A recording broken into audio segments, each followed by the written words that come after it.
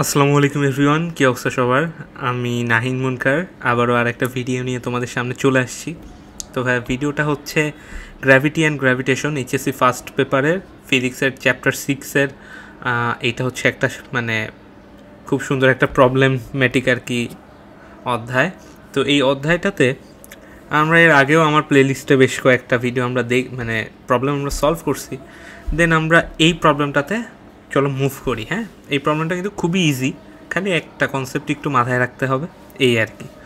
তো এই প্রবলেমটা সিলেক্ট করার উদ্দেশ্যটাই হচ্ছে এইটা, যে এটা অ্যাকচুয়ালি আমার একটু মানে সুন্দর একটা কোশ্চেন, বাট মানে ইজি কোশ্চেন অ্যান্ড সুন্দর কোশ্চেন অবভিয়াসলি, বাট একটা জিনিস একটু মাথায় রেখে কাজটা করতে হবে।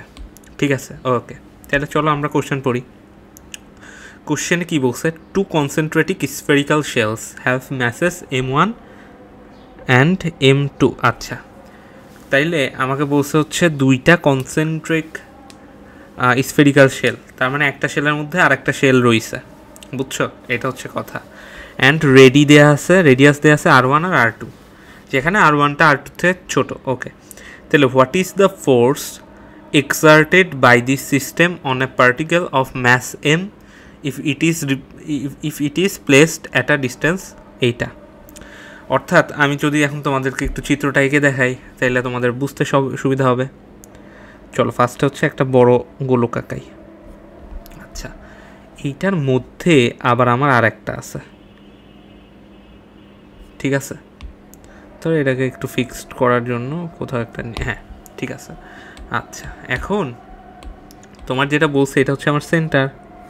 তোমাকে এখন যেটা বলে দিছে ভাইয়া সেটা হচ্ছে, দেখো এইটা হচ্ছে আমার কি R2 ধরো, মানে বড়টা, আর এইটা হচ্ছে আমার কি R1, ঠিক আছে?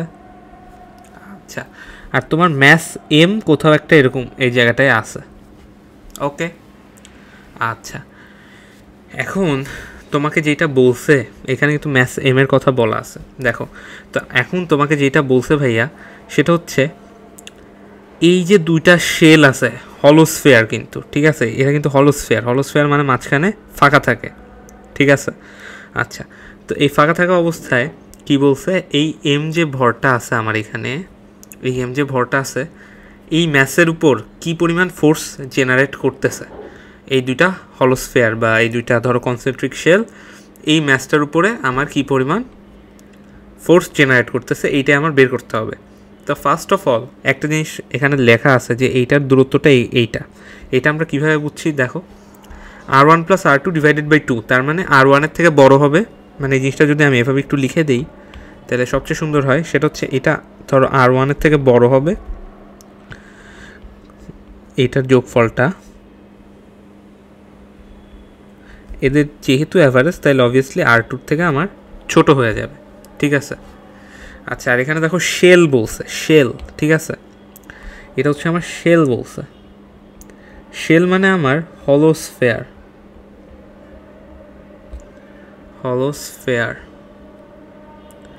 এখন কথা হচ্ছে ভাই, হলোস্ফিয়ারে কি জানি হয়, এক সেকেন্ড, হলোস্ফিয়ারের ক্ষেত্রে কি হয়? হলোস্ফিয়ারের ক্ষেত্রে যে জিনিসটা হয় সেটা হচ্ছে আমার ভিতরে, মানে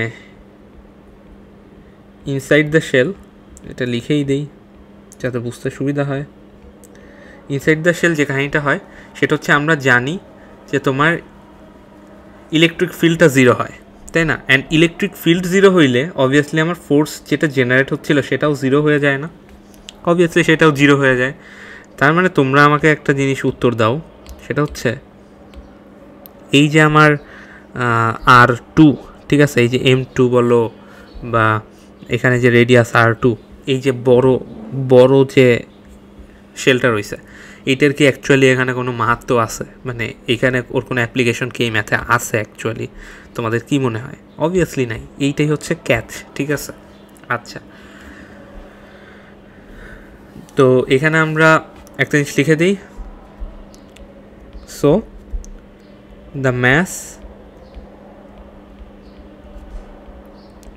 will experience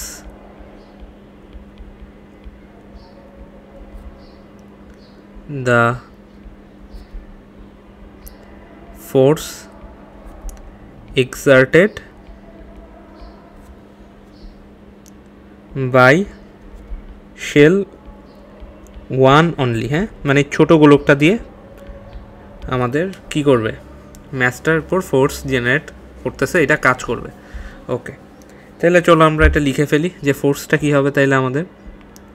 so the force is, ধরো এফ লিখলাম, জি ইন্টু শুধু একটা শেল M1 শেল, ঠিক আছে, M1 into M divided by কত, এই যে ডিস্টেন্সটা দিয়ে দিছে R1 plus R2 divided by 2 এর হোল স্কোয়ার। ওকে, সো আলটিমেটলি আমার যেটা হয় ফোর্স, সেটা কত, ফোর্স ইজ ইকুয়ালস টু আমার 4GM1M, আর এটা হবে কি R1 plus R2 whole square. তো এটা কিন্তু দেখো খুবই ইজি, বাট অনেকেই ভুল করবা, অনেক ভালো স্টুডেন্টও আছে যে ভুল করে ফেলবা, ঠিক আছে। তো এই জিনিসটা মাথায় রাখতে হবে, এটাই আমাদের কী বলো তো, এটাই হচ্ছে আমাদের অ্যান্সার। কী হইল এটা, ওকে, এটা হচ্ছে আমাদের অ্যান্সার। তাইলে আজকে এই প্রবলেমটাই দেখাইলাম, নেক্সটে আরও শর্ট ভিডিওতে সুন্দর সুন্দর কিছু প্রবলেম দেখাবো যেগুলো অ্যাকচুয়ালি আসতে পারে, ঠিক আছে। আর আমি বলেই দিই যে কোনগুলো আসতে পারে, কোনগুলো অ্যাকচুয়ালি আসবে না। ওকে, তো এই ম্যাথটা আসার মতো আসলে বুয়েট স্ট্যান্ডার্ড বা সিকিউরিটি স্ট্যান্ডার্ড বলতে পারো। আচ্ছা, তাইলে থ্যাংক ইউ বয়েস, এটা আমার সিগনেচার স্লাইড। তোমরা ভিডিওগুলো যদি লাইক করে থাকো তাহলে আমার চ্যানেলটা সাবস্ক্রাইব করে দিতে পারো। তারপর আমাদের একটা ফেসবুক গ্রুপ দেওয়া আছে ডেসক্রিপশন বক্স থেকে, তোমরা ওখান থেকে জয়েন করে ফেলতে পারো। তাইলে এই ম্যাথটার ইমেজটা আমি লাস্টে রাখলাম। ওকে, অ্যান্ড সামনে আবারও দেখা হবে। আল্লাহ হাফেজ।